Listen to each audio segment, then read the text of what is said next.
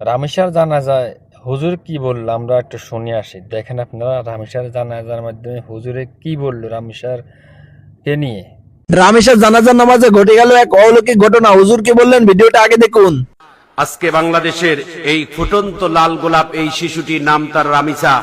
7 বছর বাচ্চাটা যে ধর্ষিত হয়ে যাকে মেরে ফেলানো হয়েছে, এই বাচ্চাটার নামাজে জানা যায় আজকে একটি অলৌকিক একটি ঘটনা ঘটেছে।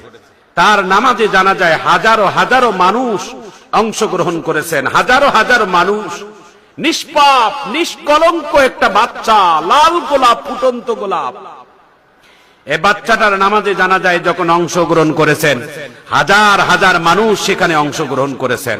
ভাইয়ের আমার, বন্ধুরা আমার, তার এই নামাজে জানা যায় তার শেষে তার বাবায় তার সন্তানের খাটলিটার মধ্যে হাত দিয়ে চোখের পানি ছেড়ে দিয়ে কান্দে আর বলে, আমার মা অর্থাৎ রামিসার দাদা দাদির পাশে, কবরের পাশে, দাদা এবং দাদির কবরের পাশে তিনি শায়িত হয়ে গেলেন।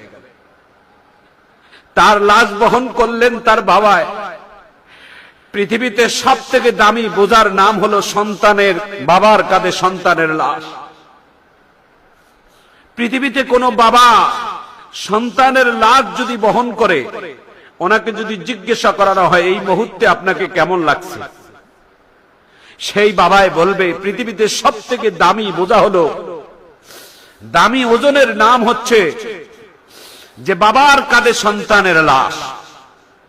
আজকে এই 7 বছরের বাচ্চাটাকে, যেই বাচ্চাটাকে কোলে নিয়ে চুমু খাওয়ার কথা, যেই বাচ্চাটাকে একটা রাত বাবায় বুকে না নিয়ে ঘুমাইলে বাবায় ঘুমাইতে পারে না, যেই বাচ্চাটাকে একটি রাত মেয়ের সাথে না আনন্দ করলে, বিনোদন করলে, খুনসুটি না করলে মেয়ে ঘুমায় না, বাবা ঘুমায় না, সেই বাবাটায় আজকে এই রামিসার লাশকে কাঁধের মধ্যে নিয়ে যখন কবরে নিয়ে গেল, নিজের হাতে বাবায় তার সন্তানকে কবরের মধ্যে রাখার পরে তার বাবায় তিনি বলতেছে, আজ থেকে আমি কাকে নিয়ে বুকে ঘুমাবো, আজ থেকে আমি কাকে নিয়ে বুকে ঘুমাবো।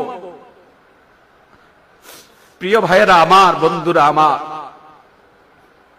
এই রামিসার বাবার এই আত্মনাদ আজকে গোটা বাংলাদেশ যেন ভারী করে তুলেছে।